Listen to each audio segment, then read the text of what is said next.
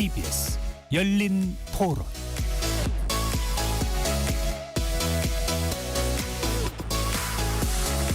안녕하십니까. KBS 열린 토론 배종찬입니다. 12.3 계엄 사태와 대통령 탄핵 심판, 어지러운 전국 속에 맞은 설 연휴가 오늘로 마무리됩니다. 지난 일요일 저녁 윤 대통령의 구속 기소 소식으로 정치권이 또 한 차례 요동쳤는데요. 검찰의 기소 결정을 두고 여야의 날선 공방은 며칠째 이어지고 있습니다. 명절 연휴가 끝나면 대통령 탄핵 심판이 재개되고 국회에서 내란 특검법을 앞에 두고 여야의 줄다리기가 예정돼 있는데요. 명절 이후 민심의 변화와 조기 대선 가능성이 점쳐지는 정치권, 네 분과 함께 전망해 보겠습니다. KBS 열린 토론 지금부터 시작합니다. 치열한 토론 속에서 더 나은 세상을 찾아갑니다. 올바른 세상을 만드는 첫걸음. 평일 저녁 7시 20분 KBS 열린 토론. 오늘 토론 함께해 주실 네 분 소개합니다. 전 정의당 대표를 지내셨죠. 김준우 변호사 나오셨습니다. 네, 안녕하세요. 김준우입니다. 전 국민의힘 대변인을 지내신 송영훈 변호사 나오셨고요. 네, 안녕하세요. 송영훈입니다. 최수영 시사평론가 자리해 주셨습니다. 안녕하세요. 최수영입니다. 최창렬 용인대 특임 교수 함께합니다. 네, 안녕하세요. KBS 열린 토론 문자로 참여하실 분은 샵 9730으로 의견 남겨주실 수 있고요. 단문 50원, 장문은 100원의 정보 이용료가 붙습니다. KBS 1라디오의 모든 프로그램은 유튜브에서도 함께할 수 있으니까요. 많이 들어와 주시고 구독 꾹 눌러주시고 좋아요도 많이 보내주시면 좋겠습니다. 자, 먼저 네 분께 간단하게 설 연휴 시작할 즈음에 윤석열 대통령 구속 기소 소식이 전해졌는데요. 설 연휴 동안 민심을 어떻게 보고 계시는지 그 얘기부터 먼저 짧게 듣도록 하겠습니다. 먼저 최창렬 교수부터요. 글쎄요. 이 지금 워낙 이 여론조사를 보면 말이죠. 양쪽이 결집하고 있는 현상이 뚜렷해 보여요. 대통령이 이제 구속까지 된 상황이고 네. 그 이후에 기소까지 됐어요. 이제 기소까지 됐는데 그리고 이제 비상계엄이 이제 일어난 지가 벌써 두 달이 다 돼갑니다. 이제 12월 3일이니까. 그리고 나서 처음엔 탄핵 찬성이 대단히 높았어요. 근데 그 위에 점점 좁혀진 경향이 있어요. 어쨌든 간에 전반적으로 네. 말이죠. 그런데 제가 개인적으로 꽤 놀랐습니다. 너무도 명백한 그 상황이 TV로 중계가 됐는데 여전히 지금 그 상황은 탄핵 찬성과 반대가 좁혀지고 있고 그리고 나서 여러 법률적인 절차들이 있었죠. 체포영장 집행 과정에서 여러 가지 논란이 있었고 그리고 체포영장이 집행됐고 또 구속영장이 발부됐습니다. 체포 적부심까지 신청했는데 그건 또 기각이 됐고 네. 여러 가지 상황이 있었어요. 그리고 이제 국민의힘이나 윤 대통령 측에서는 특히 윤 대통령 측이죠. 부단하게 이제 사법 논란을 야기시켰고 제기하고 있고 앞으로도 그럴 것 같아요. 그리고 나서 이제 연장 구속 영장 연장이 두 번이나 불허됐잖아요. 불허가 되고 난 다음에 결국 이제 구속 기소할 수밖에 없었죠. 근데 이 상황에서 이제 불구속 시켜라 석방한 다음에 나중에 기소해라 수사한 다음에 이런 이제 주장이 있었습니다. 그럼에도 불구하고 구속 기소가 됐습니다. 이제 말이 좀 길어졌는데 이 상황인데 지금 이제 대통령이 설을 지나면서 또 옥중 메시지를 냈던 거 아니겠어요? 석동현 변호사가 전했단 말이죠. 그래 아마 내일부터 본격화할 것 같은데 우리 2월 3일에 또 이제 헌재 심리가 또 있잖아요. 변론길이 또 있고 말이죠. 2월 4일, 6일 날 있는데 문제는 이제 현재 앞으로 이런 부분들이 양쪽이 이제 너무 시간이 지나면서 말이죠.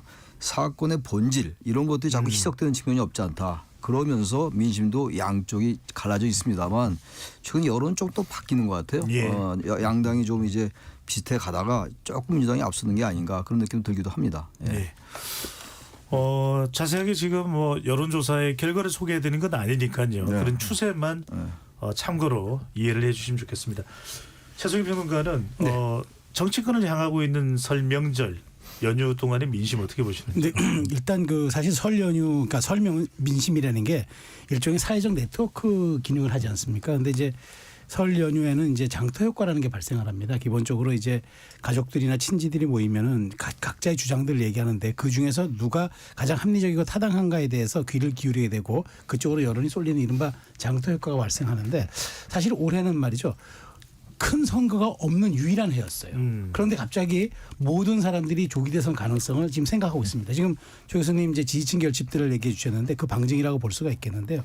그러다 보니까 사실은 윤 대통령의 구속 기소란 점은 오히려 그 정말 구속이 안 되고 불구속 상태에서 재판을 받으면 탄핵이라든가 조기 대선 인용 뭐 이런 것들에 대한 약간 불확실성이 있는데 구속 기소라는 측면이 그걸 네. 조금 가시화된 측면이 있어서 설민심도 조금 양쪽 진영이 압축적으로 좀 진행되는 그 과정에 진폭제가 되지 않았을까 전 그렇게 생각합니다. 네.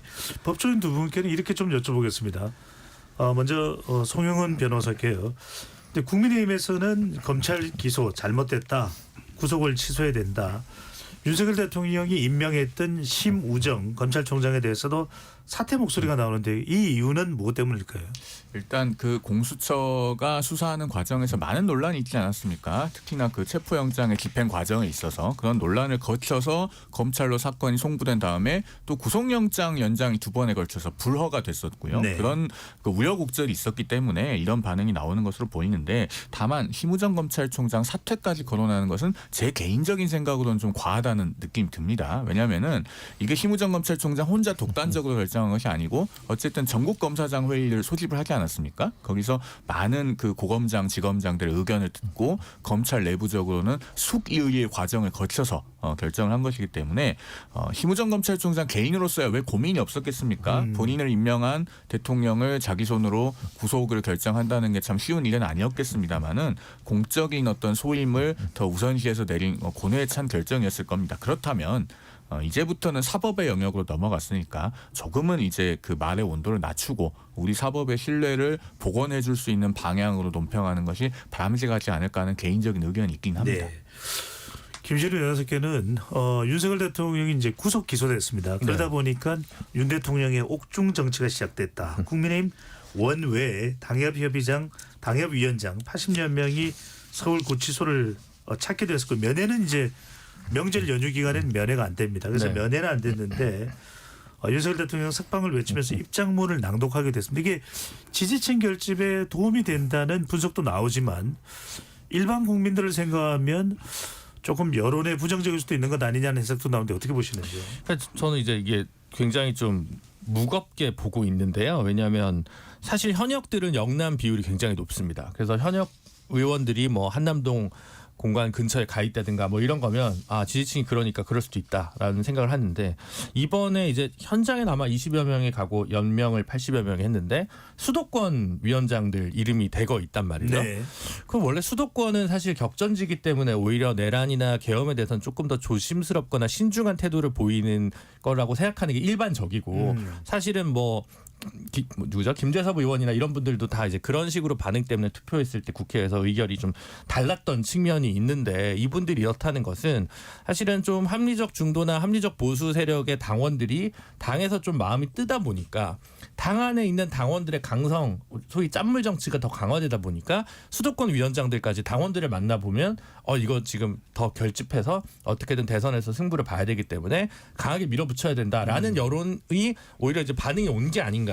그래서 당 안에서의 입지가 어떨지는 몰라도 사실은 보수 정당 큰 형님인데 이 정당이 더 오른쪽으로 가는 듯한 모습을 수도권에서도 같이 보여준다고 하는 것은 사실은 국민의힘 전체적으로 봤을 때 굉장히 더 위기를 스스로 가속화하고 있는 거다. 그래서 되게 제가 볼 때는 송영훈 변호사님 같은 합리적인 분들이 되게 걱정스러운 시선으로 그걸 바라보고 있었을 것 같다는 생각이 듭니다. 네, 송 변호사 제가 말을 해야 되나요?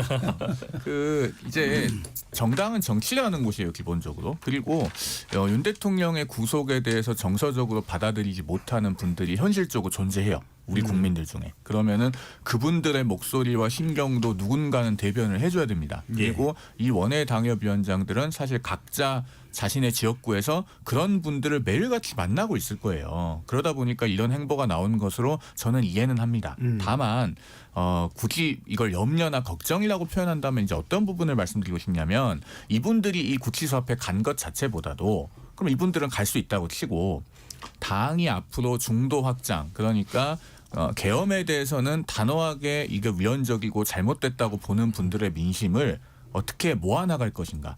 그것에 관한 뚜렷한 어떤 전략과 방향성이 보여야 됩니다. 즉 이분들은 이분들대로 코어 지지층의 마음을 어루만지기 위해서 그런 정치적인 행위를 할 수 있어요. 그것과 별개로 당은 당대로 비상계엄에 대한 어떤 그 법적인 성격, 정치적인 성격은 명확하게 규정을 하고 그다음에 어떤 정파적인 지지하는 정당이 뚜렷하지 않은 분들의 마음을 어떻게 다시 모아나갈 것인가 구체적인 계획과 보관이 나와야 됩니다. 네. 저는 그 점을 기다리고 있습니다. 민주당이 어제 저녁에 김건희 여사의 녹취를 공개했습니다. 최재형 목사로부터 명품 가방을 받던 당시의 녹취본인데요. 이렇게 내용이 들어가 있습니다. 극우나 극자는 없어져야 한다. 이게 김건희 여사의 발언이라는 거죠. 보수의 힘으로 탄생한 정부니까 약간의 비위는 맞춰줄 수 있지만 근본적으로는 그렇지 않다. 사실 다 통합하고 싶다. 먼저 김준우 변호사께 민주당이 이 녹취록의 내용을 어제 공개한 이유가 뭡니까? 두 가지가 있을 것 같은데요. 시기적으로 최근에 보면 민주당발 뉴스가 좀 상대적으로 저조합니다. 이재명 대표의 뭐 정책 행보가 있지만 큰 인상이나 뉴스거리가 잘 되질 않아요. 그러다 보니까 계속 뉴스는 좋든 싫든 의제 설정 능력은 지금 윤석열 대통령 대리인단을 통해서 나오고 있어요. 석동현 변호사나 이런 쪽에서. 그러니까 민주당에서도 뭔가 의제거리를 던져야겠다. 이 설 연휴 밥상에 뭔가 그 상대방을 공격할 수 있는 뭐라도 하나 내놔야겠다라는 생각을 일단 하나 한 것 같고요. 예. 두 번째는 그 내용이 하필 야 극우나 극자는 없어져야 된다라고 얘기를 하는 것은 지금 뭐랄까요 그 분열을 의도하는 그러니까 사실은 김건희 여사는 사실 최측근 아닙니까? 최측근 중에 최측근이고 뭐 V1이라는 얘기까지 들었는데 이 메시지 자체가 사실은 부정선거론이라든가 극우 행보에 대해서 스스로 윤석열 김건희 라인도 사실은 그렇게 확신하고 있지 않다라고 하는 그랬었다라는 이야기를 하면서 오히려 혼란을 부추길 수 있는 그런 정치적 의도 이런 것들이 있지 않았을까. 그래서 시기적인 문제, 네. 내용적인 문제 그렇게 구분해서 볼 수 있을 것 같습니다. 혼란을 노렸다. 최종 평론가 어떻게 보시는지. 글쎄요. 근데 저는 이제 가끔 이용하는 말이 예측할 수 있는 변수는 변수가 아니다라는 말인데 김건희 여사를 이제 정쟁의 중심에 끌어들이려는 변수는 더 이상 변수가 안 됩니다. 왜냐하면 윤석열 대통령의 구속 기소라는 일종의 상수가 돼 있기 때문에 나머지 변수는 이 전국에 조금 더 파장을 미칠 정도의 잽은 될지 몰라도 뭐 치명적인 어퍼컷이나 그야말로 카운터블로는 되지 못한다고 저는 보기 때문에 오히려 여기에서 저는 민주당이 조급증을 또 드러낸 거라고 봐요. 근데 김건희 여사 얘기를 놓고 보면은 어쨌든 뭐 국민들을 먼저 생각하게 돼 있다. 좌든 우든 통합이 우선이다. 이런 얘기들은 원론적으로 맞는 얘기예요. 네. 물론 지금 극우 그러니까 약간 우경화되어 있는 지지층에 소구하는 듯한 모습을 보이는 것에 약간 어떤 반대적 의견을 낸 김건희 여사의 얘기를 틀음으로써 오히려 윤석열 대통령은 우리와 함께 할 수 없다라는 걸 일종의 이관계로 했다고 했을지라도 저는 이제 김 여사가 큰 변수가 되겠습니까? 오히려 국민들 눈에는 자꾸 지금 관저에 그렇지 않아도 홀로 유폐되다시피 한 김 여사를 자꾸 정쟁의 중심으로 끌어들이는 거 이건 제가 보기에 오히려 좋은 전략이 아닌 것 같아서 민주당의 조급증을 드러낸 일환이라고 저는 생각합니다. 네. 최 교수님 어떻게 보시는지 이 민주당이 김건희 여사의 발언 녹취록을 공개한 내용에 대해서요. 김건희 여사가 지금 의제에서 사라졌죠. 명태균 리스트가 나올 때 한창 얘기가 됐었는데 12월 3일 이후로 완전히 사라졌어요. 김건희 여사 이제 이슈가. 그러니까 민주당으로서는 첫째 김건희 이슈를 계속 아마 다시 부활시키려 할 거예요. 이제 그런데 지금 너무 이제 안 나오고 있으니까 네. 일단 김건희 여사 쪽으로 이제 이슈를 좀 돌리면서 다시 이제 중도층이나 중도 보수들 민주당에서 이탈한 중도층들에게 다시 이제 상기시키는 면이 있는 것 같고 국민의힘에서 이탈한 사람도 마찬가지고 그래서 극우나 극자 없어요. 이걸 굳이 얘기한 건 저도 그런 생각이 들어요. 극우라는 말을 이제 생각한 것 같아요. 이걸 이제 녹취를 공개하면서 그냥 극우 이른바 이제 극렬 지지자들, 강성 지지자들에 의해서 지금 떠받들어지고 있는 거잖아요. 지금 대통령의 메시지나 이러한 부분들이 말이죠. 또 그 사람들이 한남동 관저 앞에서 체포 영장 집행 반대를 계속 외쳤고 말이죠. 이런 상황이기 때문에 그러나 김건희 여사, 윤 대통령의 아내인 김건희 여사는 기실 극우에 대해서 당신들 극우에 대해서도 상당히 안 좋은 인식을 가지고 있다. 그런 인상을 주려 했던 것 같아요. 그리고 이제 기본적으로 김건희 여사에 대한 이슈를 다시 한번 이제 환기시키는 것도 있겠습니다만 일단 너무 지금 극렬 지지자들에 의해서 이 전국이 이슈가 주도되고 있기 때문에 그러한 것들에 대한 경계를 단어를 가지고 보여주려 했던 것이 아니라 네. 이렇게 보여집니다. 뭐 실제 효과가 있는지 없든지는 네. 또 평가가 엇갈릴 수는 있겠습니다만 최 교수님께 계속 하나 더 여쭤보면 최근에 이제 여당에서는 헌법재판소의 공정성에 의문을 제기하는 발언들과 움직임이 나오고 있습니다. 재판관들의 성향, 또 과거 행적, 또 이재명 대표와 가깝다 이런 주장들을 하고 있는데요. 주로 이제 문형배, 이미선, 정계선 재판관, 그러니까 문재인 정부에서 임명됐거나 야당 추천 몫으로 헌법재판관이 된 이들에 대한 비판인데 어떻게 보시나요? 전 국민의힘이 말이죠. 이거 정말 멈춰야 될 것 같아요. 제가 헌법재판소법 24조 다 찾아봤어요. 근데 거기 보면 여러 가지 기피 사유가 나와 있습니다. 근데 그건 대체로 재판관과 피의자 또는 대상자에 대한 것들이에요. 제가 찾아보니까. 그 형사소송법도 마찬가지고. 형사소송법에도 나와 있고 헌법재판소법에도 나와 있긴 있는데 지금 얘기하고 있는 거긴 전부 재판관과 피의자와의 관계를 주로 얘기하고 있고 단 이건 있더라고요. 그러나 공정한 재판이 해칠 우려가 있을 때라는 단어는 있어요. 형사소송법에도 있고 헌법재판소법 24조도 있긴 있는데 지금 주로 얘기하는 게 문영배 지금 이 헌법재판소장 권한대행에 대해서 이재명 대표가 친하다는 거 아니에요. 그리고 무슨 뭐 글을 올린 게 세월호에 대해서 이게 진실일까 이런 걸 올렸다는 거. 이런 걸 가지고 지금 기피해야 된다고 얘기한 거거든요. 그러니까 기본적으로 헌법재판소법에 나와 있는 기피나 회피의 취지에 맞질 않아요. 기피나 회피라는 거는 기본적으로 재판관 스스로와 피의자와의 관계가 뭐 이촌 이사 뭐 친척 친인척이라는 이런 것들. 근데 이건 그게 아니라고요. 친하다는 거 하나고 지금 야당 얘기에 의하면 만난 지 오래됐다는 거 아니에요 지금? 사법연수원 동기라고 얘기하는 거. 또 이미선 재판관 경우도 마찬가지예요. 동생이 지금 무슨 뭐 윤석열 퇴진 추진위원회 뭐다 이거 아닙니까? 그래서 이 지금 기피해야 된다는 얘기고 정계선 재판관은 뭐 남편이 지금 또 이제 추진단 김희수 변호사가 운영하는 재단의 또 변호사다. 이렇게 따진 말이죠. 대한민국에 안 걸린 사람이 하나도 없어요. 대단히 유치하다 진짜 이건. 다른 이유를 가지고 얘기하면 몰라도 말이죠. 이 사람들이 이 재판관들을 그런 이유로 기피해야 된다는 게 일단 법의 취지에 안 맞아요. 그리고 계속 제가 아까 제가 잠깐 말씀드렸습니다만 계속 사법 논란을 야기시키고 있어요 지금. 근데 따박따박 그냥 따박따박 거부됐어요 법원에 의해서. 이의신청도 기각됐고 체포 적부심도 기각됐고 구속영장 발부됐고 구속 기소됐고 그럼 검찰이나 서울 서부지방법 그리고 특히 체포 적부심이 기각된 데는 서울중앙지법입니다. 네. 그럼 어떻게 할 거예요 도대체? 언제까지 이렇게 자꾸 사법부를 공격하고 검찰 공격하고 이제 검찰총장 사퇴란 말이 나온다는 거 아닙니까 지금? 조금에서 검찰총장 탄핵하게 생겼어요. 그건 민주당 얼마나 비판했어요 국민의힘이. 왜 그렇게 비판하던 자태 자기한테 들이대지 않나요? 전 제가 볼 때 다른 건 모르겠는데 이 재판관들에서 문제 삼는 거 알겠습니다. 이건 오히려 헌법 수호 의지가 없다고 해서 더 윤 대통령에게 피청구자인 윤 대통령이 더 불리하게 작용할 가능성이 높다고 생각합니다. 송영길 변호사는 어떻게 봅니까? 이런 최 교수님 같은 문제 제기에도 불구하고 국민의힘이나 윤석열 대통령 측으로부터는 계속 기피 재판관에 대한 이야기가 나오고 있습니다. 제가 먼저 축구 심판 이야기를 잠깐만 좀 하고 넘어가겠습니다. 그 우리 손흥민 선수가 뛰는 잉글리시 프리미어리그에 데이비드 쿠트라고 하는 심판이 있었습니다라고 제가 말씀드리는 이유가 지금은 퇴출됐기 때문에 그래요. 왜 그러냐면 이 데이비드 쿠트라고 하는 심판은 한 두어 달 전에 SNS에 영상이 하나 공개가 됩니다. 리버풀이라고 그 프리미어리그의 유명한 명문 구단 있지 않습니까? 이 리버풀 구단을 아주 원색적으로 비난하는 발언이 공개가 돼요. 그리고 리버풀의 감독 그 클롭 감독 있죠? 위르겐 클롭을 또 비난하는 발언이 공개가 되고 그러니까 프리미어리그 사무국에서 바로 경기 배정을 중단을 시키고 그다음에 결국에는 조사 끝에 프리미어리그 심판에서 퇴출됩니다. 제가 이 이야기를 왜 하냐면요.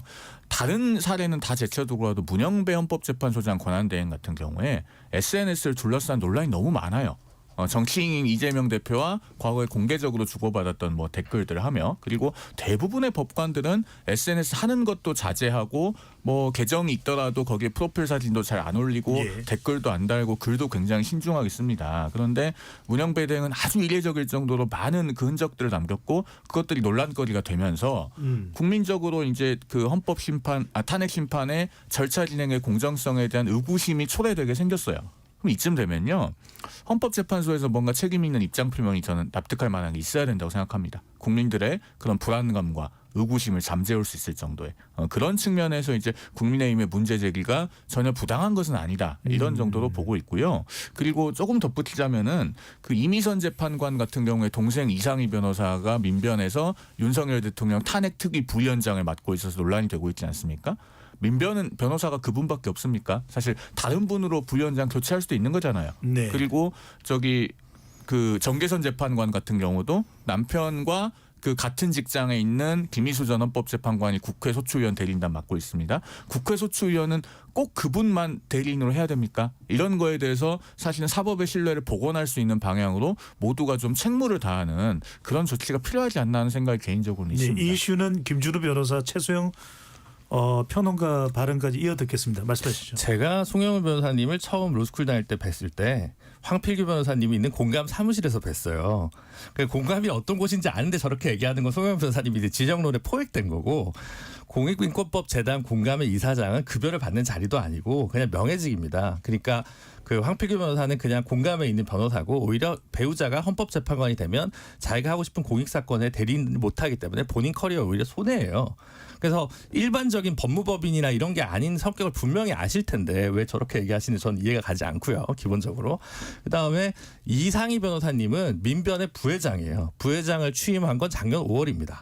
그 회장이 특별위원회 위원장을 하니까 부회장도 그냥 부위원장을 하는 거예요.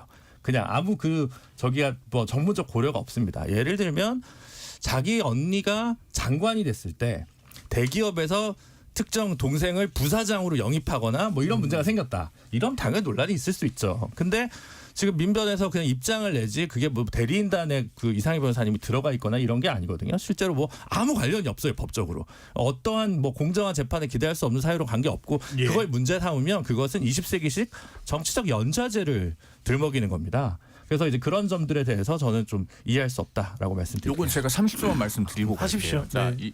그 재판관 개인에 대해서 기피 신청을 하거나 또는 그분들이 회피해야 된다고 말하는 게 아니에요. 왜냐하면 지금 헌법재판소법에 보면은 2명 이상의 재판관을 기피 신청 못하게 돼 있습니다. 그러니까 어차피 할 수도 없어요. 그런데 자, 지금 국면에서는요, 특히 서부지법 난입 사태 같은 것이 있은 뒤에는 우리 모두가 사법의 신뢰를 복원하는 방향으로 사력 있게 행동해야 될 책무가 있지 않습니까? 그러면 민변에서도 앞서 뭐 이상희 변호사가 그 전부터 민변 부회장이었다고 말씀하시는데, 그분이 꼭 부위원장을 해야 될 만한 뭐 불가결한 이유가 있는 건 아니잖아요. 다른 분이 좀 대신하고 물러나 있어도 되지 않습니까? 왜 굳이 논란을 피할 수 있는 길을 오히려 애써 돌아가고 있느냐라는 부분을 말씀드리는 거고, 김희수 전 헌법재판관에 대해서도 마찬가지입니다. 사실 이건 따지고 보면은 그 진보 진영에서 그렇게 비판에 맞지 않았던 일종의 전관 예우의 연장선상에 있는 것이 아니냐, 그런 국민적인 오해도 받을 수 있어요. 그런 얘기를 한다면 조대현 재판관을 왜 대리인단으로 선임하나요, 윤석열 대통령 측은? 그거는 얘기는 말이 안 되는 거죠. 그래서 저도 조대현 전 재판관이 대리인단에 들어온 게 별로 도움이 된다고 생각하지 않습니다. 아니, 저는 이 부분은 정말 네. 정리하고 알겠습니다. 네, 제가 아니, 뭐 발언할 게 있으면 마저 하시고 네, 마무리하시죠. 그러니까 일단 법적인 저촉 사유도 아니고 사실은 그 탄핵 절차와 관련해 가지고 특별히 논란이 될 문제가 아닌데, 이제 하다 할 게 없으니까 그냥 다른 꼬투리를 잡는 게 아닌가라는 생각이 듭니다. 알겠습니다. 요 이슈는 최소영 평론가와 최창재 교수님까지 말씀 듣겠습니다. 네. 그러니까 저는 이 문제도 저 심각하게 바라보는 이유 중에 하나는 헌재 결론이 났을 때 국민적 분열을 저는 우려하는데, 누가 보더라도 승복할 수 있는 그 절차적 정당성과 과정이 있어야 합니다. 그런데 많은 분들이 우려하는 점들이 뭐냐, 그분들이 저는 사실 뭐 SNS에 몇 가지 했던 거 이거보다도 가장 중요한 거는 그 재판관의 정치적 중립성과 그런 객관성이 정말 담보돼야 되는데, 이를테면 그간에 언행해 놓고 보면은 나는 뭐 진보 쪽에서도 가장 왼쪽에 있었다라는 듯이 이런 이야기들이 사실 공공연히 회자된다는 거는 예. 저는 승복의 문화를 제가 보기에 굉장히 좀 저해하는 요소가 될 수 있다고 보기 때문에 더 신중해야 되고, 저는 더 엄격하게 들여다보고 그래서 국민의힘이 교체해달라 안 받겠다는 얘기가 아니라 더 신중하게 진행해주고 과정에서의 좀 엄중함을 좀 다시 한번 확인해줘라. 저는 그 정도로 저는 하는 거는 그게 결국 큰 문제가 될까라는 생각이 듭니다. 네. 방어 전략이라는 측면에서 얘기할 수 있다고 봐요. 국민의힘이 어떻게 지금까지 그런 행태를 보여왔는데, 정말로 제가 또 저급하다고 느끼는 게 이게 진보 보수의 문제가 아니에요. 지금 헌법을 위반했느냐 위반하지 않았냐의 문제거든요. 위헌적이고 위법적인 비상기업이냐 아니냐가 중요한 겁니다. 형사재판도 아니고 이게 말이죠. 그렇다면은 이거를 그때 이분들이 뭐 우리법 연구회 출신이다, 그리고 성향이 SNS 글을 보니까 진보 성향인 것 같다. 이걸 어떻게 따지고 있냐고요. 이게 법치 유가 맞나요 이게? 이게 법치는 법에 의해서 하는 거 아닙니까? 그럼 양쪽의 이해관계가 엇갈린다면 법대로 하면 돼요. 법대로. 여기 나와 있잖아요. 헌법재판소 제가 갖고 와서 써왔어요. 다 읽을 수는 없습니다만, 근데 딱 하나씩 걸리는 게 그거예요. 여기 국민의힘이 이제 이걸 근거로 얘기할 수 있다고 하는데, 공정한 심판을 기대하기 어려운 경우 이렇게 나와 있어요. 그러니까 이거 이제 거기다 얘기할 수 있죠. 이거 대단히 추상적이죠. 근데 이 법의 취지는 헌법재판소법 24조에 제24조 제척 기피 및 회피, 이 법의 취지는 말이죠. 직접 연관된 사람 얘기하는 거예요. 이건 사실상 연좌제를 얘기하는 겁니다. 사실 이렇게 따지면 정말 안 걸린 사람이 없어요. 제가 나온 고등학교, 제가 나온 대학교 몇 달이 거치면 다 술 먹을 수 있는 것이고 그 다른 재판관은 또 문제 안 삼겠습니까? 그러니까 국민의힘 문제 삼을 수 있는데 논리적으로 맞아요. 저 최평론가 말씀이나 우리 송영 변호사 논리적으로 일리가 있는 말씀인데 그렇다면 이게 여러 가지 분열이 있고 여러 가지 나중에 승복을 안 할 수가 있으니 이러지 말자. 승복 안 하면 안 되는 거죠. 대한민국 사법 측에 승복하지 말자는 얘기입니까? 이게 자꾸 기정사실이라도 이게 그냥 국민의힘이 전략이 맥혀 들어가고 있는 거예요 지금. 이 문제를 계속 사법 논쟁을 해서 야기시키다 이제 할 게 없어. 이제 재판관들 성향 또 친척 관계도 아니고 당사자의 관계도 아니고 피의자와의 관계도 아닌데 이걸 뭐 이재명 대표하고 친하다 만난 지 오래됐다는 거 아니에요? 네. 동생이 어떻다. 그게 말이 됩니까 도대체? 정말 국민의힘이 이렇게 하면 안 된다는 말 다시 한번 제가 말씀드립니다. 알겠습니다. 네. 송영 변호사께 하나만 확인할게요. 방금 전에 이제 이 최창렬 교수께서 이제 공정한 심판 말씀하시니까 국민의힘 쪽이나 윤석열 대통령 쪽에서 주장을 해서 재판관에 대해서 그게 뭐 몇 명인가요? 제책하거나 기피할 수 있습니까 판결에? 기피 신청을 이미 윤 대통령 대리인단이 정계선 재판관에 대해서 했었지 않습니까? 그랬는데 기각이 됐기 때문에 이제 추가로 기피 신청은 못하는 것으로 알고 있습니다. 알겠습니다. 자, 최평론가 여쭤보겠습니다. 네. 윤석열 대통령이 이 구속 기소 이후에 메시지를 냈습니다. 유혈 사태도 인명 사고도 없었는데 어떻게 내란이 성립하느냐 이 부분은 상당히 지금 강조를 하고 있는데 네. 이 주장이 뭐 헌법재판소의 탄핵 심판이든 네.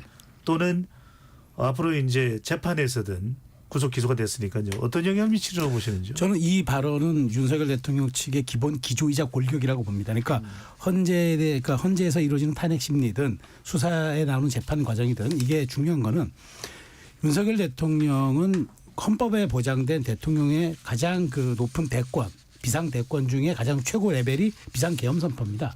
그거를 본인은 위헌적이라고 판단은 상대가 할 수는 있지만 본인이 윤석열 대통령은 국정 운영의 혼란이 최고조에 이르렀기 때문에 이 비상대권을 발동해가지고 내가 갖고 있는 권한을 행사해서 상황을 안정시켜야 되겠다. 그런데 대통령은 자기의 권한을 헌법적 권한을 발동한 거고 네. 3시간 후에 국회는 비상해제 의결권이 국회의 고유 권한이니까 그 권한을 발동해서 대통령이 해제 요구를 한 거고 받아들인 거고 그 사이에 난입 사태가 생중계가 됐지만 그 위헌 여부, 위법 여부에 대해서는 판단을 할 수 있어도 그것이 내란으로 직접 적용되는 그 직행 노선은 반드시 성립하지 않는다. 그 논리인 것 같아요. 그러니까 그 과정을 통해서 나는 국민들이 과연 이 행위가 내란에 준하는 행위였는지는 본인이 과정을 통해서 증언과 실체를 통해서 입증하겠다는 얘기 아니겠습니까? 저는 이게 핵심적인 골자가 될 거라고 봅니다. 네. 최 교수님 어떻게 보십니까? 일단 윤석열 대통령이 이렇게 주장하는 이유는 적어도 내란은 아니다라는 쪽에 초점이 모아지고 있는 것으로 보이는데 경고성이지. 그러니까 맨 처음에는 야당이 경고하기 위한 거라고 그러지 않았었어요. 예. 그러다가 바뀌었어요. 또 국민에게 호소하기 위한 거라고 바뀌었어요. 또 부정선거 문제도 부정선거는 저는 뭐 탄핵에 관련돼서 그 결정적인 쟁점은 아니라고 보는데 쟁점을 시키는데 그것도 성공을 했어요 일단. 근데 아무튼간에 지금 논리는 일관돼요. 지금 비상기업은 정당했다. 반국가 종북 세력을 일거에 척결하기 위해서. 그건 11월 3일 대통령이 한 얘기 아닙니까? 그리고 난 다음에 바로 이제 그 계엄 선포했는데 반국가 종북 세력을 일거에 척결하기 위해서 했다. 이 얘기예요. 자유헌정질서를 수호하기 위해서. 당연히 이건 더 했어야 되는 거예요. 그러니까 논리 궤변이에요. 이거 완전히 제가 볼 때. 이런 궤변이 어디 있어요 세상에. 이게 계엄이 2시간 만에 해제됐으니까 문제가 없다. 유혈 사태 안 났다. 근데 나중에 또 이제 2월 곧 초에 그 변론이 또 있겠죠. 이제 사령관도 나와서 얘기하고 이러겠습니다만 지금 같은 얘기 계속 하고 있는 거예요 지금. 이게 계엄이 내란이 아니었다는 얘기를 주장함으로써 형사재판에도 영향을 미치고 또 헌재에도 이제 지지자들이 호소함으로써 말이죠. 말하자면은 이제 본격적으로 지금까지 그래 왔습니다만 더욱더 본격적으로 옥중 메시지 정치가 더 강화될 겁니다 아마. 부당하게 이제 양대 진영의 이제 이 분열을 올릴 거고 말이죠. 네. 강성 지지자들의 지지를 끌어모아서 여론을 점점 이제 자신들에게 유리하게 돌림으로써 헌재에 궁극적으로 영향을 미치려는 그런 전략인 것 같아요. 알겠습니다. 근데 어쨌든 이거는 제가 볼 때 그렇게 뜻대로 안 될 겁니다. 저희 예측입니다만. 예. 송 변호사, 윤석열 대통령과 윤석열 대통령 변호인 단체는 계속 법적 대응을 하고 있습니다. 어쨌거나 그 차원에서 이 계속 지속하고 있는 것이 공수처가 수사 권한이 없다. 검찰은 이제 그래서 내란 수개 혐의만 적용해서 일단 기소를 했습니다.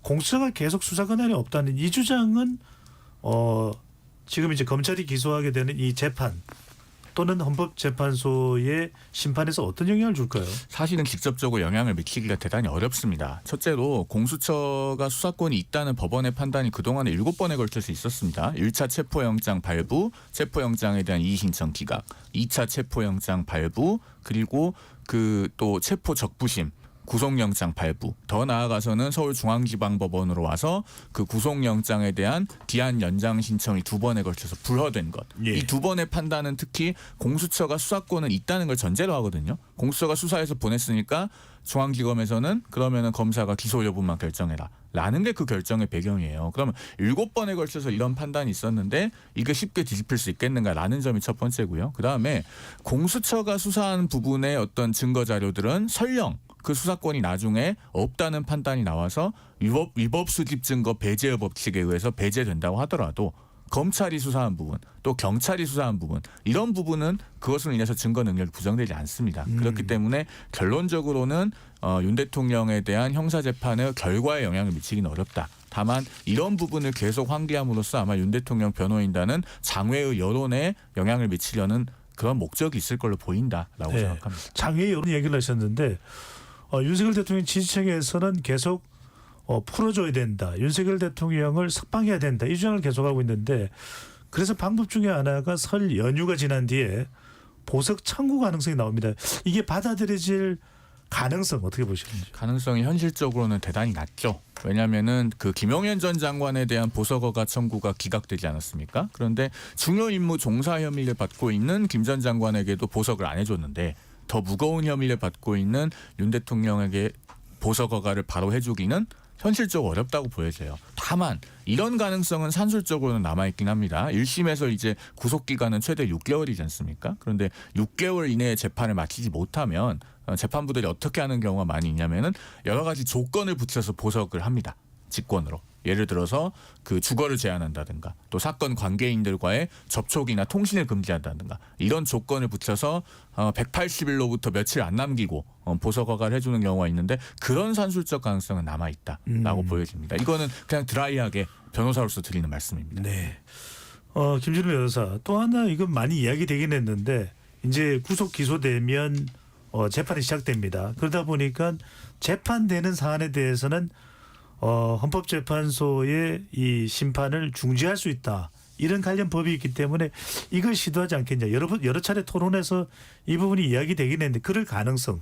이건 뭐 네. 너무 많이 나온 얘기여서 사실은 우리 그 저희 방송까지 들으시는 분들은 정말 시사 고관여층인데 지겹도록 이거 또 얘기하냐라고 생각하실 수도 있는데 이거는 뭐 할 수 있다라고 돼 있는 건데 만약 이제 그걸 인용하게 되면 뭐 2년이고 3년이고 형사재판이 있을 거고 그러면 윤석열 대통령 자녀 임기 내내 권한대행 체제로 간다는 얘기인데 그것은 헌정질서의 안정성 측면에서 바람직하지 않죠. 그래서 헌법재판소가 그런 판단할 가능성은 0으로 수렴한다고 보고요. 앞서 그 송영훈 변호사님 말씀해 주신 그 보석 관련해서도 조금 덧붙이자면 그 10년 이상의 형이 나오는 경우에는 필요적 보석의 예외 사유로 형사소송법에 규정이 돼 있습니다. 그래서 내란죄는 기본적으로 보석이 안 된다고 보시는 게 맞습니다. 그래서 이것도 거의 가능성이 없다. 건강상의 이유가 기준이 될 수는 없는 건가요? 근데 뭐 이게 외신에도 나왔습니다만 꽉 차게 소맥을 20잔을 드시는 분이기 때문에 건강상의 문제를 우리가 염려할 때는 아니지 않을까 싶습니다. 네. 뭐 필요적 보석이 안 되는 경우에도 임의적 보석이 전혀 불가능한 그러니까 건 불가능한 건 아니니까. 아니죠. 네. 네. 산술적 가능성이 있다고 다만 제가 그 말씀드리는 형사소송법 거고요. 95조 관련 조문이 아까 이제 얘기 거기까지 못 해주셔가지고 보충하는 차원에서 말씀드리고 알겠습니다. 소맥 관련 이야기는 김준우 변호사의 개인 의견으로 외신에서 보도한 내용입니다. 전달해 드리겠습니다. 최 변호사께 여쭤보고 싶은 것은 지금 이제 국회는 공수처 또 검찰 또 경찰의 이런 내란 혐의 관련 수사 논란을 빚다 보니까 자 특검을 해야 된다라는 이제 민주당의 주장이 상당히 좀 강하게 작동을 하고 있는데 일단 본회의는 통과됐습니다. 내란 일반 특검 법안이요. 자, 내일 국무회의 안건 산정이 예상되고 있는데 일단 이 특검 법안에 대해서 네. 그리고 최상목 권한대행의 이 거부권 행사 할까요 안 할까요 어떻게 보시는지? 저는 뭐 당연히 이거는 그 거부권 행사해야 된다고 봐요. 왜냐하면 아무 의미 없는 특검이에요. 뭐 여기 두 분 변호사 나와 계시지만 현행법상 동일 사건 인물에 대한 이중 기소는 불가능합니다. 근데 이미 검찰이 기소를 했는데 그 지금 공소 이제 유지를 해야 될 텐데 뭘 특검에서 어쩌자는 겁니까? 그리고 특검 법안은 공표가 되더라도 준비 기간만 20일입니다. 그럼 이제 1심 재판이 한참 진행 중일 때 결국 이제 빨라야 2월 말이라는 얘기인데 그거 불가능한 얘기고 그리고 역대 특검요. 특검 내사 수사 그러니까 특검 수사 대상이 기소 전일 때 다 특검 들어갔습니다. 기소한 후에 특검 들어간 사례가 없어요. 좀 여러 가지 제가 뭐 더 이상 뭐 말씀드리진 않겠습니다만은 특검이라는 거는 말 그대로 수사가 제대로 이루어지지 않거나 어떤 정치적 상황이든 사회적 상황이든 도저히 이게 국민적인 수사 결과에 대한 신뢰를 받을 수 없을 때 고육지책으로 하는 게 특검이지 수사가 잘 진행되고 있고 각 수사기관들이 자기의 법률의 권한을 뛰어넘는 그 속도로 경쟁적 수사를 해가지고 이렇게 헌재 심리와 탄핵 심리와 지금 수사가 동시에 진행되고 있는데 특검에서 뭐 뒷불 정리, 잔불 정리 하자는 겁니까? 예산 낭비하자는 겁니까? 저는 아무 의미가 없다고 봐요. 이게 만약 조금 더 일렀더라면 한 2달 전이었다면 모르겠으나 지금 아무 의미 없고요. 저는 최상목 대행이 이런 점들에 대해서는 깔끔하게 정리하고 빨리 헌재와 수사의 트랙을 통해서 윤 대통령의 죄의 유무가 입증되는 거 그게 빠른 겁니다. 최 교수님 어떻게 보시는지요? 저도 일리가 있는 말씀으로 생각해요. 우리 최소영 평론가 말씀이 지금 기소가 된 상황이기 때문에 내란의 우두머리 혐의자가 지금 기소가 됐단 말이에요. 특검을 한다는 게 효율성은 떨어지겠죠. 필요성이 떨어질 것이고 지금 여권에서 얘기하는 논리가 일리가 있죠. 논리가 있고 정당하게 보이긴 하는데 문제는 이게 워낙 중차된 내란 혐의거든요. 대통령 혼자 한 것만 절대로 아닙니다. 지금 내란 혐의로 지금 많은 사람들이 기소가 돼 있어요. 지금 이미 기소가 됐고 구속돼 있는데 여전히 지금 그 여러 보도를 보면은 윤 대통령이 12월 3일 비상계엄하기 이전에 지난해부터 상당히 초부터 이 모의가 있어 왔다는 거 아닙니까? 그렇다면은 지금 수사에서 밝히지 못한 부분이 분명히 있는 것 같아요.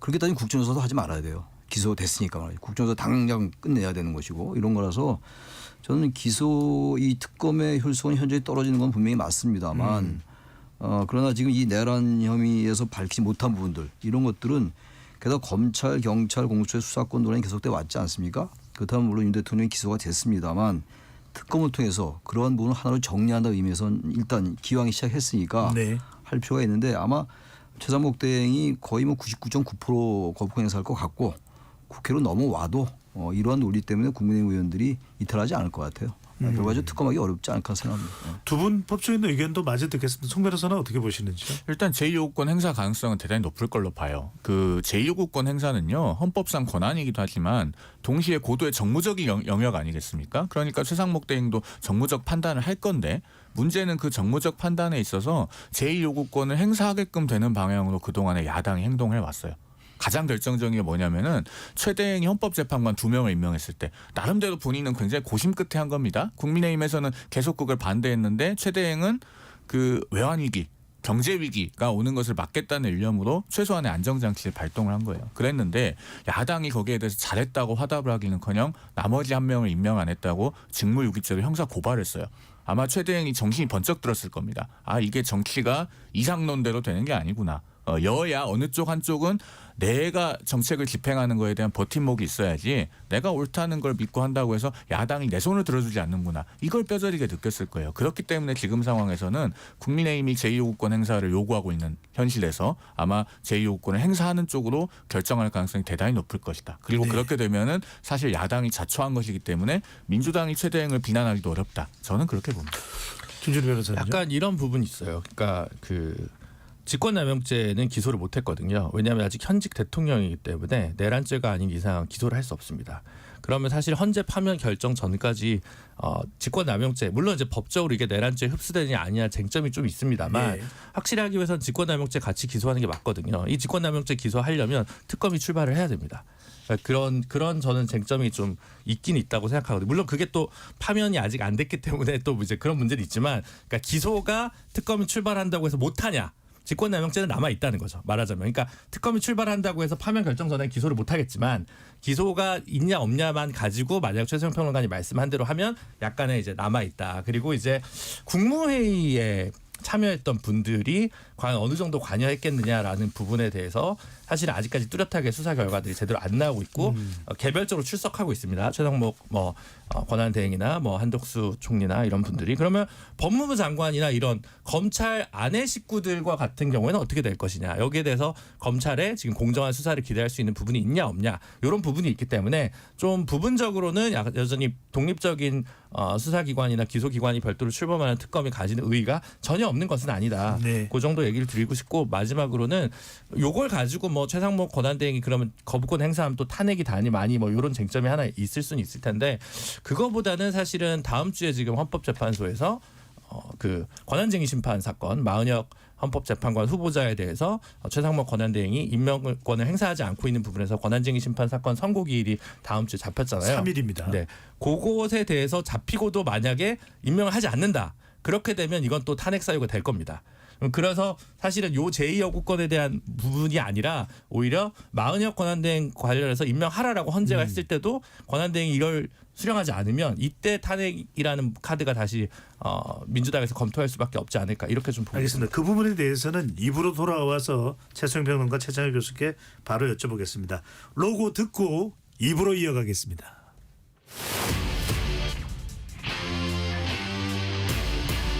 토론에 정답은 없습니다. 토론이 세상을 바꿀 수도 없습니다. 하지만 질문은 새로운 세상을 만들 수 있습니다. 질문으로 올바른 세상을 만드는 첫걸음 KBS 열린 토론.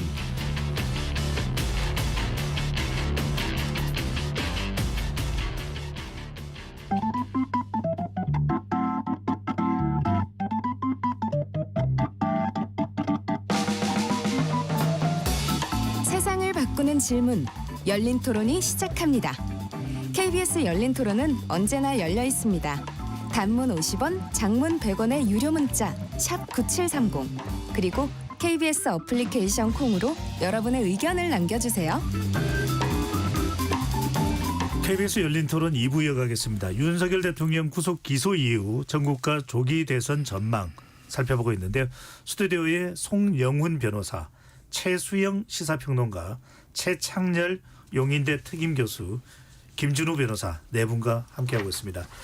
앞서 김준우 변호사가 최상목 권한대행이 이 내란 특검 법안에 대해서 거부권을 행사할 경우에 어떤 정치적 운명에 처할 수 있느냐 이 부분을 얘기했는데 자, 두 분은 어떻게 보는지 먼저 최수영 평론가부터요. 네. 최 권한대행이 거부권을 행사할 경우 뭐 탄핵 소추안 발의 또 마은혁 헌법재판관과 관련된 판결이 3일 월요일 나올 경우 민주당의 대응 민주당이 어떻게 될 것으로 어떤 조치를 취할 것으로 보시는지요? 저는 거꾸로 이제 만일 이렇게 거부권 행사했을 때 최상목 권한대행이 뉴스의 중심에 서는 게 아니라 이재명 대표가 설 것 같아요. 그러니까 부담은 최상목 대행이 지는 게 아니라 이재명 대표가 집니다. 왜냐하면 이재명 대표가 최근에 뭐라 했습니까? 신년 기자회견 때 이념 진영이 반맥을 주지 않는다. 오직 현실적 실용주의가 필요하다. 그다음에 나는 고양이를 잡을 수 있다면 검은 고양이든 흰 고양이든 따지지 않겠다. 이른바 덩샤오핑의 흑모 백모까지 얘기했어요. 예. 그랬더니 이재명 대표가 이렇게 특검 무용론이 나오는 특검을 배제했다고 탄핵을 또 한다? 그럼 시험대에는 최상목 대행이나 이재명 대표가 서는 거죠. 저는 거꾸로 이 폭탄이 이런 이재명 그 민주당 쪽에 떨어질 거로 봐요. 그래서 오히려 이재명 대표의 최근에 이런 실용주의적 발언이 저는 발목을 잡는다. 그래서 만일 여기서 또 민주당이 강하게 대응하잖아요. 그럼 이재명 대표의 진짜 위기는 사법 리스크가 아니라 신뢰의 리스크에 직면하게 됩니다. 그런 측면에서 저는 최상목 대행이 설령 거부권 행사한다 하더라도 강경 대응에 나서는 민주당 이 시험대에 든다고 저는 생각하기 때문에 저는 이 문제 크게 뭐 확산되지 않을 거로 저는 생각합니다. 최 교수님 어떻게 보십니까? 지금 여러 가지 논란이 있는데 이제 법과 헌법에 따라서 하는 수밖에 없어요. 양측의 정책 소세는 우리가 너무나 잘 아는 거니까 이게 뭐냐면 이 탄핵이라는 게 뭡니까? 헌법과 법률 위반했을 경우 그리고 위반의 정도가 중대했을 경우 탄핵하는 거잖아요. 그리고 난 다음에 이제 헌재에 가서 직무가 정지되고 권한 행사가 정지되고 난 다음에 탄핵 심판은 이제 헌재에 가서 파면이 이르게 할 정도인가를 판단하는 거예요. 이게 법이잖아요, 지금. 그렇다면 이것도 내란 특검에 대해서 거부권 제2여권 행사한다. 이거는 여러 가지 정무적 판단할 수 있어요. 뭐 적극적 권한 행사하느냐 안 하느냐 할 수 있습니다만 이게 권한대행으로서 헌법 법률 위반은 저는 아니라고 봅니다. 제2여권 행사했다 하더라도. 따라서 이거는 법대로 하는 게 맞다면 이 사안을 가지고 민주당이 탄핵하면 안 될 것 같고 당위의 층을 말씀드리는 거예요. 어떻게 하진다는 말씀드리는 게 아니라. 특히 근데 반대로 마은혁 후보자에 대한 권한쟁의 심판이 하라고 나온다면 헌재에서 그건 해야 되죠. 그럼에도 불구하고 안 하면 이건 탄핵 사유가 되는 거예요. 왜? 법을 위반하는 거니까. 그건 해야 되는 거죠. 따라서 저는 이 두 가지 나눠서 봐야 될 것 같아요. 그래서 이 사안 중에서 어느 하나라도 만약에 법이 위반됐다면 민주당이 탄핵할 명분이 있는 거죠. 예. 너무 신뢰 위기 신용 따질 거 없죠. 이건 그냥 따박따박 법대로 한 수밖에 없어 이제는.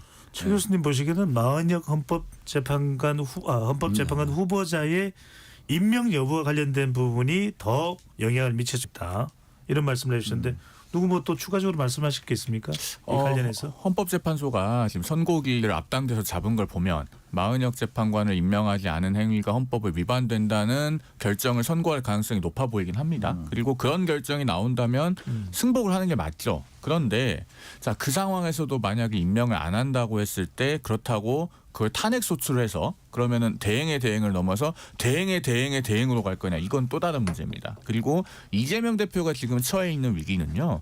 윤 대통령에 대한 탄핵 소추 이후 한 달여 동안 본인이 전국을 주도하다시피 했는데 그 전국을 주도하는 과정에서 지나치게 힘자랑을 많이 하고 특히 윤 대통령과 사실 다를 바 없을 정도로 권한을 극한까지 사용하는 모습을 보여줬어요. 비상계엄의 선포는 제가 방송에서 누차 말씀드립니다마는 헌법에 주어진 권한을 초과해서 사용한 겁니다. 그런데 사실은 민주당이 머릿수가 된다고 계속 반복해서 줄탄핵을 하는 것 이것도 권한을 극한까지 행사한다는 점에서는 다를 바가 없거든요. 그리고 그것에 대해서 이미 국민들께서 대단히 피로감을 느끼고 계십니다. 이번 설 연휴 동안에 해외에 다녀오신 국민들도 많이 계실 텐데 네. 해외에 나가서 돈을 쓰면서 원달러 환율이 지금 이렇게 많이 올랐구나. 그런데 1,500원을 넘어가면 어떡하지 이런 생각도 많이들 하셨을 겁니다. 그런데 최상목 경제부총리 겸 대통령 권한대행마저 또 탄핵 소추를 당한다면 그것을 국민들께서 이재명 대표에 대해서 어떻게 판단할 것인가 이것은 사실 제가 길게 말씀드리지 않아도 자명할 것이다. 알겠습니다. 그래서 권한의 자제가 필요하다 이런 말씀드립니다. 김준희 변호사님요. 저는 아까 일부 마지막에 최 교수님이랑 같은 취지 얘기를 해서 예. 다음 질문 넘어가도 될 것 같습니다. 거의 같은 괜찮으시겠어요? 입장입니다. 네. 네. 자, 여야 정당 지지율 이야기를 해볼까요? 워낙 설 명절을 앞두고 직전에 발표된 여론조사에 대해서 많이들 또 크게 관심을 가지고 있는 상황인데 먼저 최 교수님, 일단은 정당 지지율과 관련해서 첫 번째로 묻게 되는 질문이 뭐 보수가 결집한다 이거는 하도 많이 이야기가 네, 됐던 그렇죠. 부분인데 대통령 탄핵 정국인데 야당의 지지율이 크게 오르지 않는 모습 이 부분은 어떻게 해석을 해야 될까요? 그래서 그건 저도 좀 놀랐어요. 우리나라 정치의 기본 구도가 자신이 잘했다기보다도 상대방의 어떤 흠결, 잘못 이런 것 때문에 반사이익을 취하는 그런 구도로 많이 흘러왔어요. 뭐 차악의 정치다, 뭐 차선의 정치다 이런 얘기도 하는 건데 지금 이 비상계엄이라는 엄청난 상황이 났는데 물론 부단하게 물론 여권에서 여러 가지 이제 메시지를 낸다 하더라도 이렇게 민주당 지지율이 국민의힘과 같아지나 비슷해지나 여러 가지 뭐 차이는 있어요. 편차는 있습니다. 더 높아진 것도 있고 이렇긴 합니다만 근데 우선은 이제 과대 표집됐단 말을 많이 해요. 보수가. 근데 과대 표집 가지고만 그렇게 치부할 일은 아닌 것 같아요. 과대 표집된 게 초기에 좀 있었는데 우선 첫째로 일단 국민들은 유권자들은 보수건 진보건 국민의힘과 윤 대통령을 좀 분리해서 생각하기 시작한 것 같아요. 이제 어차피 조기 대선은 기정사실도 생각하고 있는 것 같습니다. 극렬 지지자들도 말은 안 하지만 말이죠. 기본적으로 그런 인식이 깔려 있는 상황이기 때문에 양대 지지층이 결집하는 거라고 볼 수밖에 없어요. 이건 민주당이 처음에 예상으로 안 나왔는데 요즘 또 좀 나오고 있더라고요. 또 여론조사 기관에 따라 다르긴 합니다만 그런 걸로 봐서는 완전히 양대 지금 지지층이 결집하고 있는 거로 보이는 것이고 그럼에도 불구하고 이재명 대표의 사고 리스크에 대한 부담은 여전히 있는 것 같아요. 여전히 3월 달에 이제 2심이 열릴 것 같긴 한데 이재명 대표에 대한 2심이죠. 이게 열릴 것 같긴 한데 아무튼 간에 이 지지율 자체는 양대 지지층의 어떤 대결 구도가 더 공고히 되는 경향이 있다라는 그런 점이 더 강하게 반영된 것 같아요. 네. 최종변 의원 한편으로는 보수 지지층들이 결집하는 모습 과연 이것이 이 보수가 잘해서 보내주는 여론일까? 이 부분은 국민의힘 지도부 내에서도 궁금증에 대한 이 반응이 나올 정도입니다. 네, 그렇죠. 어떻게 보시는지요? 그러니까 지금 수석 대변인이 이제 그러게 우리가 잘해서 지지율이 이렇게 온 것 아니라는 거 우리도 잘 알고 있다라고 수석 대변인 얘기할 정도면은 뭐 당내에서도 거기에 대한 인정은 있고요. 다만 이제 이 반사 이익으로 인한 이 지지율의 그 지속 가능성이 어디까지 갈 것인가 이 점은 굉장히 위험하죠. 왜냐하면 사실은 본인들의 득점이 아니라 상대방의 패착으로 인한 그런 일종의 그 상대로 인한 우리가 반사 이익은 사실 오래 가기 어렵죠. 근데 그런 점에서 지금 여러 가지 당이 다양한 스펙트럼이 있는 건 분명합니다만은 지금 약간 너무 우경화되고 있다라는 이런 지적도 있고 그다음에 만 조기 대선이 있을 경우에는 중도 확장에 대한 이 여러 가지 가능성들을 생각해야 되는데 여기에 대한 얘기들이 있느냐. 실제로 지금 뭐 지도부에서는 조기 대선이 마음속에 있어도 꺼낼 수는 없는 거예요. 탄핵이 인용되지 않았기 때문에 이 말을 꺼낼 수가 없는 그런 고충은 이해하더라도 중요한 건 지금 저는 국민의힘 지지율이 최대치를 저도 찍었다고 봐요. 이 반사 이익으로 인한 그러니까 상대의 실책으로 인한 그랬으면 이것을 가지고 계속 지속 가능성 있게 끌고 가려면 이제부터는 득점화 시켜야 되는데 과연 그것을 어디에서 찾을 것인가. 그런데 저는 윤 대통령이 면회 가거나 혹은 뭐 거기 앞에서 집회에 대해서 더 힘을 싣거나 하는 쪽으로의 지지율 상승은 저는 없을 수 있기 때문에 앞으로 그러면 중도가 존재한다고 봤을 때 그 중도를 향한 맞춤형 타겟형 정책이라든가 메시지라든가 이런 것들을 또 조기 대선에 가셔야 될 경우는 이게 미래 대선이라는 거는 미래 혹은 이제 다가올 수 있는 우리 말하자면은 전망형 투표이기 때문에 여기에 대해서는 어떻게 우리 당이 비전을 내놓을 것인가 이거는 고민해야 될 시점에 와 있는데 아마 이게 아직도 숙성이 좀 안 되는 것 같습니다. 네. 보수 지지층들이 특히 좀 강성 지지층 결집으로 이제 분석을 합니다. 그러다 보니까 윤석열 대통령에 대한 정리가 안 되는 부분은 어떻게 보시는지. 사실 그건 뭐 어렵죠. 비상계엄이든지 탄핵 심판 국면이든지 이 부분에 대한 건요. 그러니까 저도 그게 참 딜레마라고 봅니다. 그러니까 윤석열 대통령이 아직 탈당도 하지 않은 1호 당원이기 때문에 더군다나 국민의힘이 영입해 와서 배출한 대통령이기 때문에 그 딜레마와 갈등을 저는 이해합니다만은 그럼에도 불구하고 탄핵 심리가 진행되는 과정이기 때문에 여기에 대한 당의 스탠스는 좀 정해야 될 때가 왔다. 왜냐하면 사법의 영역과 별도로 정치는 국민의 직접 심판을 받는 그런 과정을 거치기 때문에 여기에 대한 당의 준비는 내부적으로 좀 해야 되는데 과연 이 강과 진폭을 어떻게 건널지 여부를 좀 디테일하게 고민해야 될 시점에 와 있는 건 분명해 보입니다. 네. 송영 변호사에게 한동훈 전 대표 이야기 좀 질문하고 민주당 이야기로 넘어가서 김준우 변호사한테로 가겠습니다. 한동훈 전 대표 복귀설 나오면서 조경태 국민의힘 의원이 한동훈 전 대표와 이제 가까운 곳으로 그렇게 인식되고 있는데 뭐 2말 3초 이야기가 나오는 것 같아요. 그런 이야기가 나오는 배경은 뭘까요?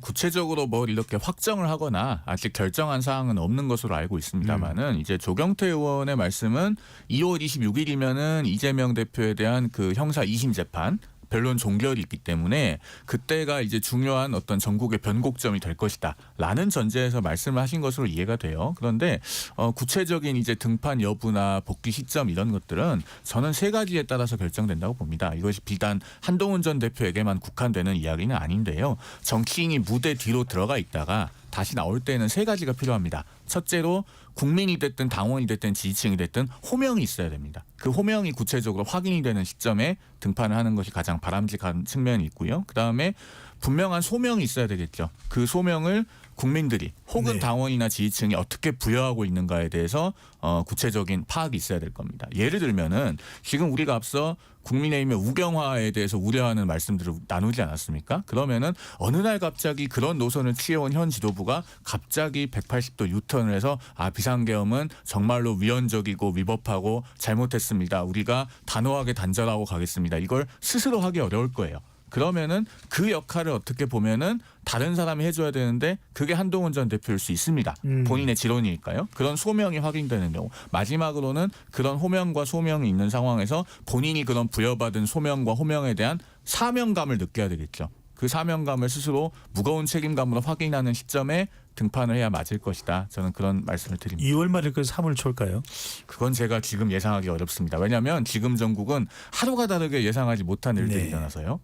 알겠습니다. 김준우 변호사 보기에는 여권 내의 잠룡들의 동향인데 김문수 장관이 고용노동부 장관이 상당히 부각돼 있고 한동훈 전 대표는 한때 팬덤까지 있었는데 한풀 꺾인 그런 양상입니다. 이유가 뭘까요? 전반적으로 이제 앞서 얘기했던 그 국민의힘 원외위원장들이 지금 윤석열 대통령 지지 연명, 연서, 편지 같은 걸 쓴 거랑 이제 같은 맥락인 것 같아요. 그 중도층이나 합리적 보수층이 좀 마음이 떠나 있는 상황에서 강경 지지층만 결집해 있는 상황에서 나타나는 현상이 아닐까 싶거든요. 그래서 이게 뭐 김문수 홍준표 뭐 이런 분들로 대표되는 좀 더 강경한 입장이 있을 것이고 좀 더 중도 확장성이 있는 분들로는 이제 오세훈 서울시장이나 한동훈 전 대표나 유승민 전 대표 세 분 정도가 있을 거거든요. 오히려 민주당 쪽에서는 오세훈, 유승민, 한동훈 후보군이 더 위협적으로 느껴질 거고 김문수, 홍준표 후보는 좀 더 쉬운 대진표라고 생각할 가능성이 높습니다. 그런데 이제 그거랑 별개로 이제 싫은 건 싫은 거인 거죠. 말하자면 그것이 박근혜 전 대통령 탄핵 이후에 보수 강경층에 남아있는 어떤 원한 같은 한해 정서가 아닌가라는 생각이 드는데 사실은 국민의힘 자체는 전략적 투표를 종종 해왔습니다. 예를 들면 윤석열 대통령을 영입한다든지 뭐 이준석 의원을 대표로 선출한다든지 이렇게 중도 확장성이나 본선 경쟁력을 기준으로 전략적 투표를 당원들이 했던 역사와 경험도 있거든요. 근데 그런 선택을 다시 할 거냐 아니면 이번 판은 어차피 어려운 판이기 때문에 그냥 우리 믿는 대로 하고 싶은 대로 갈 거냐라는 그 갈림길에서 국민의힘 당원들이 어떤 판단을 할까의 문제가 아닐까 싶습니다. 네. 자, 이번엔 민주당으로 넘어가 보겠습니다. 최 교수님. 네. 민주당 최근 이제 정당 지지율 관련해서 상당히 당 안팎으로 지적을 받고 있는 그런 모습입니다. 안쪽보다는 바깥쪽으로부터요. 특히 이제 비명계의 목소리가 커지고 있는데 김경수 전 지사 또 박용진 전 의원, 김부겸 전 총리까지 이런 상황 어떻게 보고 계십니까? 이렇게 본격화된 내부 경쟁으로 봐야 될까요? 아니면은 여전히 견고한 이재명 체제로 봐야 될까요? 저는 견고한 이재명 체제로 봅니다. 이제 그분들이 목소리를 낼 수 있죠. 그리고 이제 기소가 된 상황 속에서 조기 대선을 다 의식하고 있을 거예요. 아까도 말씀드렸습니다만 그런데 이재명 대표의 사법 리스크는 여전한 거고 결심 공판이 2월 26일로 이제 확정이 된 거 아니겠어요? 3월달에 이제 판결이 날 텐데 1심 판결이 공직선거법 말이죠. 그런 상황이기 때문에 만약에 2심에서 피선거권 박탈 이상의 형량이 나오면 이재명 대표에게 그게 이제 대법원 판결이 안 난다 하더라도 제가 볼 때 대법원 판결은 뭐 거의 안 날 것 같아요. 대선 전에. 그렇다면은 자신들이 뭔가 지금부터 목소리를 내야 된다라는 얘기를 하는 것 같아요. 같은데 이분들의 지금 목소리나 이분들의 세력이 너무나 미약해요. 네. 이재명 대표가 좀 흔들릴 수 있다라고 평가들도 합니다. 저도 뭐 그런 의견에 일부 동조합니다만 지금까지 쭉 이재명 대표가 해온 행태라든지 당내 친명의 어떤 권력 지형, 세력 지형 이런 거로 볼 때 저는 2심에서 유죄가 나오더라도 상당히 흔들릴 거예요. 그럼에도 불구하고 이재명 대표는 끝까지 갈 겁니다 아마. 그래서 제가 볼 때 지금 김경수 전 지사라든지 김동연 경기도지사 네. 그리고 이제 김부겸 전 총리 이런 분들이 목소리를 낸다 하더라도 한계가 있어 보여요. 지금 이재명 대표의 민주당은 워낙 강고합니다. 친명 체제가. 전 쉽지 않을 것 같아요. 현재로 봐서는. 자, 이런 상황인데 최평론가님. 김경수 전 지사의 행보가 심상치가 않습니다. SNS 메시지인데 지난 2022년 대선 이후 지방선거와 총선 과정에서 치욕스러워하며 당을 떠난 분들에 대해 진심으로 사과하고 돌아올 수 있도록 해야 한다. 김경수 전 지사가 김두관 전 의원, 김동연 경기지사, 김부겸 전 총리보다도 이렇게 친명 또 한편으로는 이재명 대표에게 강하게 각을 세우는 이유가 뭘까요? 저는 뭐 당연하다고 봅니다. 다른 분들과 달리 지난번 이른바 비명 행사 그다음에 비명 행사에서 가장 많이 당했던 사람이 누굽니까? 친문 아닙니까? 친문. 예. 친문의 적자가 누굽니까? 바로 김경수 전 지사 아니겠어요? 그런데 저는 이렇게 봅니다. 지금 뭐 국민의힘 내에서는 홍준표 시장 같은 경우는 이렇게 얘기하잖아요. 장이 섰는데 그럼 장돌뱅이가 장에 가지 않고 뭐 하겠습니까라고 얘기하는데 솔직한 속내예요. 그런데 민주당 입장에서는 이재명 대표의 일극체제가 워낙 강고하니까 설령 2심에 지금 한 달에서 2달 사이에 나올 거라고 예측이 되더라도 최소한 여기에 대한 균열의 신호가 나오지 않기 때문에 저는 최소한 지금 김 지사가 이야기하는 거는 우리 당이 5일장은 몰라도 3일장이라도 서야 되는 것 아니냐라고 얘기를 하는 것 같아요. 그런 측면에서 김 지사가 강고한 지금 이재명 대표 체제의 균열을 내기보다는 2심이 조만간 다가오기 때문에 여기에 대한 신호를 보냄으로써 최소한 저는 그 전체 5일장은 몰라도 3일장에 대한 신호를 보내고 있다고 봐요. 과연 먹힐지는 아닌지 모르겠습니다만은 실제 장이 섰을 때 만일 대선이 조기 대선이 이루어진다면 활주로가 매우 짧지 않겠습니까? 이륙할 수 있는 짧은 활주로이기 때문에 지금이라도 뭔가 신호를 내놔야 그때 가서 본인의 역할이 나올 수 있어서 저는 그것에 대한 일환으로 조금 먼저 선제잽을 날리고 있다라고 저는 생각을 합니다. 아, 선점을 네. 시도하는 것일 수도 있다. 자, 그래서인지 또 이재명 대표의 반격이라고 할까요? 또 이거 역시 만만치가 않습니다. 김준호 변호사. 오늘 이재명 대표가 문재인 전 대통령을 예방을 했습니다. 상당히 손을 흔드는 장면도 나왔고요. 이건 어떻게 봐야 될까? 이른바 김경수 전 지사를 비롯해서 친문계로 분류되는 인사들을 차단하겠다 이렇게 봐야 될까요?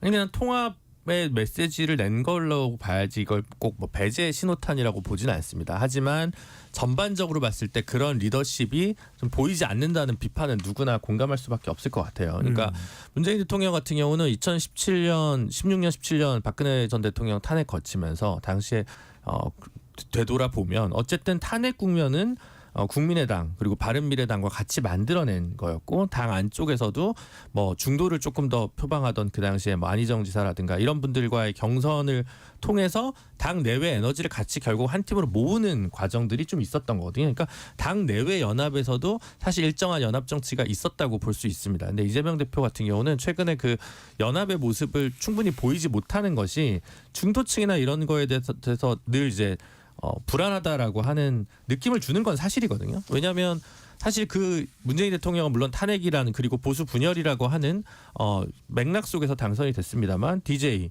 같은 경우는 당연히 김종필 총리랑 이제 선거연합을 했었고 노무현 대통령도 어쨌든 정몽준 의원, 정몽준 대표랑 선거연합을 했습니다. 선거연합을 하지 않고 당선된 적이 없는 거예요.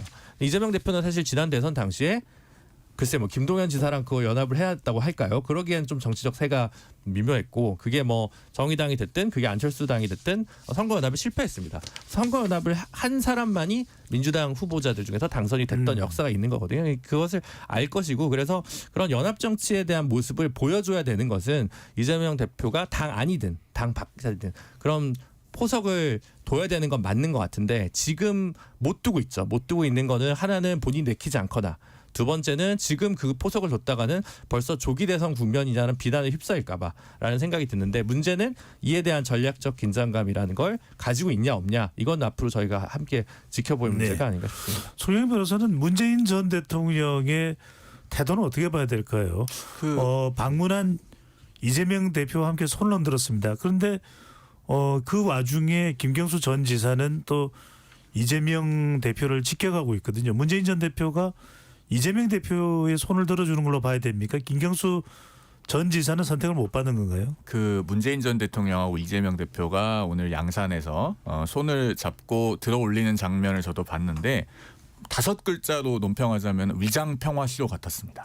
2018년 4월에 그 판문점에서 손 들어 올릴 때하고 아주 비슷한 그림인데 왜 제가 이런 표현을 쓰냐면요. 실상은 문 전 대통령 측과 이재명 대표 측 간에는 대리전이 벌어지고 있어요. 앞서 저희가 김경수 전 지사 얘기 잠깐 했습니다마는 김경수 전 경남지사는 그 과거나 지금이나 문 전 대통령이 복심으로 평가받는 인물입니다. 그런데 뭐라고 얘기했습니까? 치욕을 느끼면서 당을 떠난 분들께 사과해야 된다 이렇게 직격탄을 날리잖아요. 그러니까 또 사실 친명 쪽에서 가만히 있지 않아요. 김준혁 의원이 대본에 뭐라고 합니까? 연일 친문 계열 인사들이 당내 갈등을 부추기고 있는 것 같아서 심히 우려스럽다 이렇게 얘기를 하고 최민희 의원 같은 분은 그 윤 대통령 파면 이후에 민주당과 나라를 어떻게 이끌 것인가부터 내놓고 정직하게 시작하라. 이렇게 또 일갈했어요. 최민희 의원이 어떤 분입니까? 작년 11월에 이재명 대표 선거법 위반 1심 집행유예 판결 나왔을 때 비명계가 움직이면 죽이겠다. 이런 극언을 하셨던 분 아닙니까? 그러니까 이런 대리전이 벌어지고 있는 와중에 두 사람이 손을 맞잡고 들어 올렸다고 해서 그것이 민주당 내에서 친문 친명 간의 화합을 의미하지는 않는다. 저는 그렇게 봅니다. 아하. 자, 이번 설명절을 앞두고 각종 여론조사가 많이 쏟아졌습니다. 네. 물론 오늘 수치를 정확하게 말씀을 네. 드리지는 않을 겁니다만 최성 평론가는 네. 워낙 또 정치권에서 오랫동안 분석을 해왔지 않습니까? 네. 지금 국민의힘의 차기 대선 후보로 거론되는 인물은 김문수, 또 홍준표, 오세훈, 한동훈, 원희룡 네, 그렇죠. 등등입니다. 네. 이 중에서 지금 현 시점에서 볼 때 최종 후보자가 될 가능성이 높은 인물은 누구라고 보시는지요? 뭐 특정 인물을 거론할 수는 없는 상황 같아요. 네, 그렇지만 제가 여기서 분명히 분석한다면 민주당과는 다르게 국민의힘에 만약 경선을 한다면은 대단히 흥행성도 높고 그다음에 박진감 넘칠 것 같아요. 왜냐하면 가장 우측에 위치해 있는 사람이 김문수 지사입니다. 그리고 우측에서 약간 좀 들어온 사람이 홍준표 시장입니다. 네. 그리고 왼쪽에 가장 가 있다면은 유승민 전 의원을 꼽을 수가 있을 겁니다. 그다음에 조금 더 들어오면은 한동훈 아니요 저 오세훈 시장이 있을 겁니다. 예. 가운데로 가면 한동훈 전 대표가 있을 겁니다. 이 5명이 좌우에서 스펙트럼을 좁혀오면서 중도까지 섞인 상황이거든요. 이분들의 정말 말하자면 격전이 벌어지고 흥행이 이루어진다면 얼마나 주목도가 높고 그다음에 흥행성이 높겠습니까? 그런 측면에서 민주당의 일극체제와는 비견되지 않을 정도의 역동성과 다이나믹을 보일 수 있기 때문에 제가 아까 활주로가 짧다는 말씀드렸잖아요.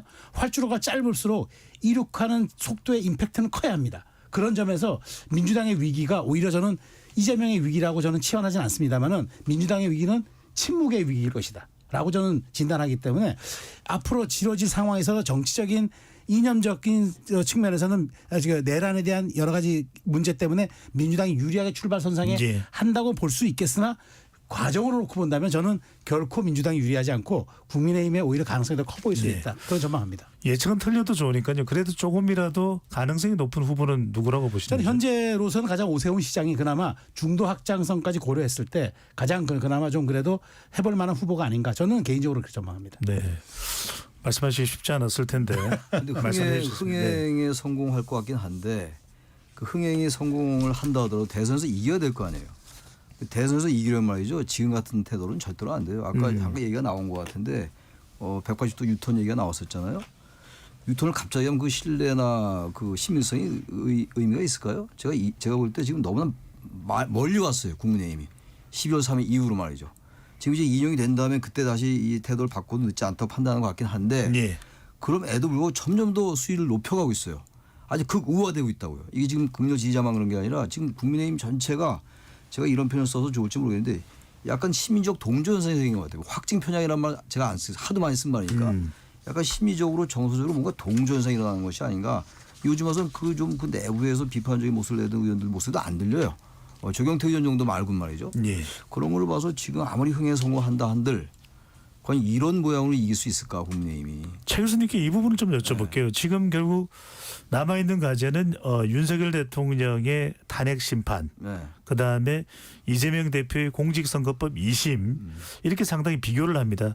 교수님 보시기에 범주권 후보들이 입게 될 이 탄핵 국면에 통합하기 어려운 점, 그다음에 이재명 대표가 만약입니다. 만약을 전제합니다. 2심에서 공직선거 2심에서 유죄를 받을 때 그 타격, 탄핵 심판의 타격과 공직선거법 2심의 타격 어느 쪽이 더 클 걸로 보시는지요? 탄핵 심판은 어차피 뭐 인용 쪽으로 생각을 저는 해요, 솔직히 개인적으로 제 예측인데 예측을 하는 거고. 근데 이제 2심 재판은 어떻게 나올지 모르죠. 근데 공직선거법에서 만약에 2심 재판이 중형이 나온다. 예. 그럼 민주당이 많이 흔들릴 거예요. 흔들리는데 이재명 대표 갈 겁니다, 끝까지. 가면 국민의힘한테 유리할 수 있어요, 오히려. 근데 이재명 대표가 만약에 그만두고 후보가 대체된다. 그건 이 국민의힘에게 아주 상당히 악재죠. 역설적으로 말하면 말이죠. 근데 중요한 건 어쨌든 간에 이 구도로 계속 간다. 이 구도로 가면 말이죠. 이재명 대표가 됐건 민주당에서 이재명 대표가 교체됐건 국민의힘은 상당히 어려워질 거예요. 이 태도로 계속 간다는 말이죠. 제가 그 말씀을 강조해서 드리는 겁니다. 네. 최병록 교수 저는 그렇지만 지금 원래 타이타닉은 선회가 어렵다고 합니다. 예. 워낙 큰 배가 갑자기 선회는 어렵지만 저는 이 국민의힘이 갖고 있는 이른바 다이나믹 역동성, 그다음에 외부에서 수혈해 오는 그런 건강성, 그다음에 대처성 이렇게 놓고 봤을 때 보수 정당의 주류로서 저는 그 가치를 잃지 않을 거라고 봐요. 다만 지금 현재 입장에서는 조금 어렵겠지만 그럼에도 불구하고 윤 대통령의 탄핵이 인용이 됐을 때 조기 대선 열리는 거 아닙니까? 예. 그럼 저는 빠른 일종의 좀 정리를 통해서 저는 바로 전열을 정비한 후 대선 가도에 직면할 것 같습니다. 네. 저희가 그냥 예측해 보는 것이니까요. 네. 실제 어떤 현상이 일어날지는 지켜봐야 될 것으로 보입니다. KBS 열린 토론 이것으로 모두 마무리하겠습니다. 네 분 토론 고맙습니다. 감사합니다. 민족 대명절 설날 연휴를 마무리하면서 오늘은 노래